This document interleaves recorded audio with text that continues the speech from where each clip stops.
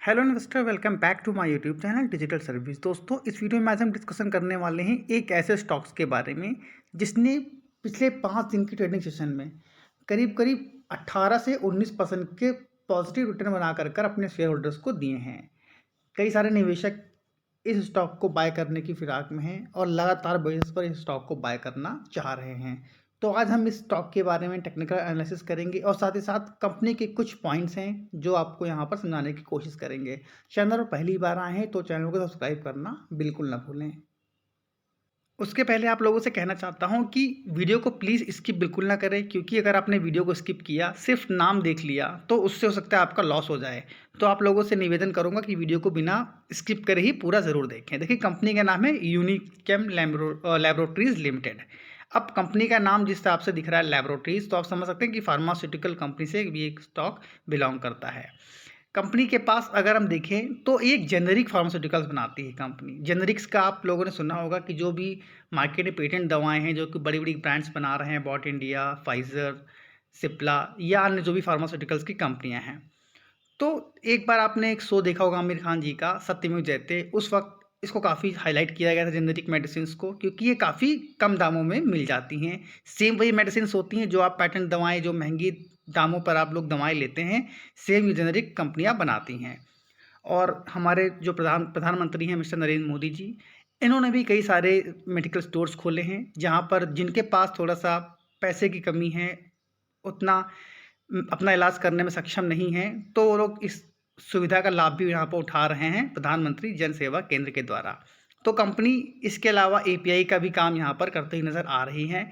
अब कंपनी के बिजनेस अगर देखें तो फार्मूलेशन से 88% का रेवेन्यू आता है। बल्क ड्रग एंड केमिकल से यहाँ पर कंपनी जो अपने एपीआई जिसको बोलते हैं 12% का रेवेन्यू जनरेट कर पाती हैं। उसके अलावा जो कंपनी का जियोग्राफी वाइज अगर हम इसकी प्रेजेंस देखें तो इंडिया के अंदर 3% का है, यूएसए में 59% का है, अदर्स जो कंट्री हैं उसमें 38%। इसमें महत्वपूर्ण जो कंट्री हैं आपके नाम यहाँ पर सामने हैं, जिसके अंदर USA, UK, Ireland, Brazil, south Africa और चाइना जैसे देशों में कंपनी काम करती हुई नज़र आ रही है। यानी काफ़ी अच्छे यहाँ पर इनके पास मेजर क्लाइंट जोन के आप ये कह सकते हैं कि बाहर के देशों से ही आते हैं। मार्केट कैप 2400 करोड़ का है। एक स्मॉल कैप कंपनी है। करंट प्राइस है 340 रुपये। हाई लगा था 467 का, लो है यहाँ पर 226 का। अब यहाँ पर सबसे ज़्यादा खास बात क्या है इस स्टॉक के अंदर जो मुझे अच्छी लगी, वो है इसकी बुक वैल्यू 361। ये आपको भी अच्छी लग सकती है, लेकिन इस इतनी अच्छी कंपनी होने के बावजूद भी यहाँ पर अगर हम देखें तो बुक वैल्यू कम क्यों है। तो यहाँ पर आप देखिए, रिटर्न ऑन मतलब बुक वैल्यू ज़्यादा है, स्टॉक का प्राइस कम प्राइस पर ट्रेड कर रहा है, जिसको अगर आप सिंपल भाषा में कहें तो इंट्रिंसिक वैल्यू काफ़ी लो है इस स्टॉक की। काफ़ी अट्रैक्टिव वैल्यूशन पर भी स्टॉक ट्रेड होता हुआ दिखाई दे रहा है, लेकिन इसके पीछे कुछ नेगेटिव पॉइंट्स भी हैं। जहाँ पर अगर आप देखें रिटर्न ऑन कैपिटल एम्प्लॉयड और रिटर्न ऑन इक्विटी मात्र 0.89% और 1.22% है। अब क्योंकि इसका कम होने के पीछे कारण क्या है कि कंपनी की जो भी प्रॉफिटेबल है, जो प्रॉफिट कंपनियां कमाती हैं, कंपनी प्रॉफिटेबल बिल्कुल नहीं है, कंपनी लॉस मेकिंग कंपनी है। लेकिन उसके बावजूद भी यहाँ पर कुछ ऐसे अहम पॉइंट्स हैं जिनके माध्यम से अगर आप एक स्विंग ट्रेडर्स हो तो अच्छा लाभ यहाँ पर उठा सकते हो इस स्टॉक के अंदर। फेस वैल्यू देखें तो 2 रुपए की यहाँ पर हमें दिखाई दे रही है। अब यहाँ पर अगर हम इनकी सेल्स देखें, आप अगर क्वार्टर वाइज देखें तो मार्च 2022 में इनकी सेल्स रहा करती थी 370 करोड़ की, फिर घट कर 310 करोड़ की हुई, फिर बढ़ी 329 की, फिर घटी 302 करोड़ की। अब यहाँ तक तो ठीक है, लेकिन उसके बाद आता है ऑपरेटिंग प्रॉफिट मार्जिन। मार्च 2022 में 18% का था, फिर -0 हुआ, फिर -6, अभी -14%।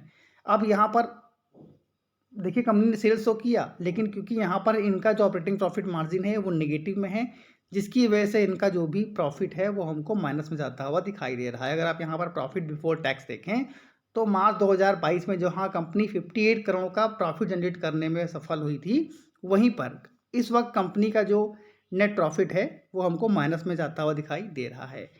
आप ईयर ऑन ईयर बेसिस के ऊपर देखें तो इनकी सेल्स तो बढ़ी है। देखिए आप मार्च 2020 में 1104 करोड़ की सेल्स रहा करती थी, जो कि करंट वर्ष में जो भी अभी Q4 के नंबर्स स्टार्ट हुए हैं, अभी इसकी अपडेट अभी नहीं है हमारे पास, तो 1311 करोड़ की सेल कंपनी ने करी है। ऑपरेटिंग प्रॉफिट मार्जिन यहाँ पर आप अगर देखें तो 2022 में माइनस का था, कंपनी ने बेहतर प्रदर्शन किया। मार्च का जो 2022 का जो मंथ था, यहाँ पर कंपनी ने अपने जो ऑपरेटिंग प्रॉफिट मार्जिन है उसको बढ़ाया, लेकिन उसके बाद क्या हुआ, यहाँ पर अभी 0% का मार्जिन है जो प्रॉफिट है, जिसकी वजह से यहाँ पर इनका देखें अगर प्रॉफिट, नेट प्रॉफिट जो है वो -86 करोड़ का है, जो कि पिछले क्वार्टर में अगर आप तुलना करें साल, इनके पिछले साल के जो क्वार्टर वो थे 2022 का जो मार्च का वो क्वार्टर था, मार्च जो क्लोजिंग हुई थी, माफ़ करिएगा, वहाँ पर इनकी जो नेट प्रॉफिट है वो 33 करोड़ का था, और उसके पहले यहाँ पर 34 करोड़ का, यानी 21-22 में यहाँ पर कंपनी प्रॉफिट कमा रही थी,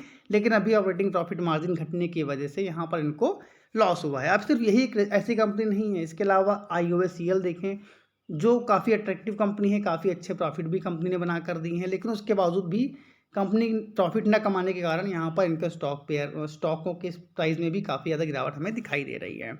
नेट कैश फ्लो भी देखें यहाँ पर पॉजिटिव है। अब यहाँ पर देखिए कई चीज़ें पॉजिटिव है, कई चीज़ें नेगेटिव हैं, तो लॉन्ग टर्म अगर आप लोगों का व्यू स्टॉक को लेकर कर है तो मैं बिल्कुल अभी आपसे कहूँगा कि वेट एंड वॉच करिए। लेकिन हाँ, अगर आप स्विंग ट्रेडिंग के लिए किसी स्टॉक को खोज रहे हैं तो ज़रूर यहाँ पर कुछ पैरामीटर हैं जो आपको काफ़ी ज़्यादा अट्रैक्टिव लगने वाले हैं। बाकी कुछ एक फॉर्मेलिटीज़ और देख लेते हैं। प्रमोटर के पास मोर देन 50% की होल्डिंग है, काफ़ी ज़्यादा पॉजिटिव है।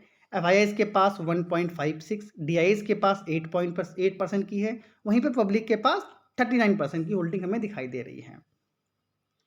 अब यहाँ पर अगर आप फ्राइडे के दिन तो स्टॉक मार्केट बंद था, थर्सडे के दिन अगर देखें तो हमको स्टॉक में एक अहम लेवल दिखाई दिया। यहाँ पर अगर आप देखें तो स्टॉक ने हाई लगाया था 349 रुपीज़ 40 पैसे का, उसके बाद स्टॉक ने क्लोजिंग दी है तो 340 रुपीज़ के ऊपर दी है, और यहाँ पर लो जो लगा था 328 रुपये 35 पैसे का था, और इसी के आसपास यहाँ पर स्टॉक ने ओपनिंग भी दी थी। अब यहाँ पर अगर टेक्निकल पर जाने से पहले तो हमने इस स्टॉक को जो कॉल जनरेट करी थी जब स्टॉक ट्रेड कर रहा था 322 रुपये के प्राइस पर, लेकिन यहाँ पर टारगेट हमने बहुत छोटे रखे थे, 337 के प्राइस, क्या ऐसा था 312। उसके अलावा त्रिवेणी इंजीनियरिंग की भी कॉल जनरेट करी थी, तो अगर आप भी चाहो तो हमारे डेमो ग्रुप को ज्वाइन कर ट्रेडिंग का आनंद भी यहाँ पर ले सकते हो। 7 डेज़ के लिए फ्री ऑफ कॉस्ट रहने वाली है। अब यहाँ पर अगर आप इनके वॉल्यूम पर नज़र डालें तो यहाँ पर इनके वॉल्यूम आप देख रहे हैं काफ़ी ज़्यादा इंक्रीज होते हुए नज़र आ रहे हैं, और यहाँ पर जो इसने कैंडल बनाई है काफ़ी ज़्यादा लॉन्ग कैंडल है और एक अच्छी कैंडल बनती हुई नज़र आई है। लेकिन फिर यहाँ पर एक चीज़ ध्यान देने वाली है, जो कि मैंने आप लोगों से कहा था, जो हाई इसका है उस पर ध्यान दीजिएगा। तो यहाँ पर स्टॉक में 349 रुपीज़ का एक रेजिस्टेंस है, मेजर रेजिस्टेंस है, जहाँ पर अगर आप देखें तो स्टॉक ने कई बार इस रेजिस्टेंस को फेस भी किया है, और उसके बाद स्टॉक में अच्छी खासी गिरावट भी हमको दिखाई दी है। और जब ये स्टॉक ने इस रेजिस्टेंस को तोड़ा तो स्टॉक में अच्छे खासे हाई भी लगते हुए हमको दिखाई दिए थे। तो सबसे पहला एक बात आपको ध्यान रखनी है कि स्टॉक में तभी एंट्री लेनी है अगर आप इसमें एंट्री लेने की सोच रहे हैं, तो जब तक स्टॉक 350 के प्राइस पर सस्टेन करना शुरू ना कर दे, या तो स्टॉक को 350 के लेवल पर क्लोजिंग देनी होगी, या इस प्राइस के ऊपर 1-2 घंटा स्टॉक को सस्टेन करना होगा। हाँ, अगर यहाँ पर वॉल्यूम अच्छे आते हैं तो हो सकता है एक बार स्पाइक आए और अच्छे टारगेट भी यहाँ पर दे जाएँ, तो ज़रूर इस स्टॉक को स्टडी के लिए यहाँ पर आप लोग ध्यान में रखिएगा। स्टॉक 350 के लेवल पर सस्टेन करता है तो यहाँ पर सबसे पहले आप लोगों को एक स्टॉप लॉस लेना है, वो हम क्लोजिंग बेसिस के ऊपर लेंगे, तो 340 रुपीज़ का एक यहाँ पर आपको स्टॉप लॉस लेकर कर चलना है। टारगेट की बात अगर करी जाए तो आप लोगों ने यहाँ पर देख लिया ही होगा, तो इस स्टॉक के अंदर आपको 400 रुपये तक के टारगेट ईजिली मिल जाएंगे। 400 से लेकर 420 रुपये के आसपास के टारगेट यहाँ पर आपको इस स्टॉक में ईजिली मिल सकते हैं। स्टॉप लॉस मैंने आप लोगों से बोल दिया है, 340 रुपीज़ का लेना है।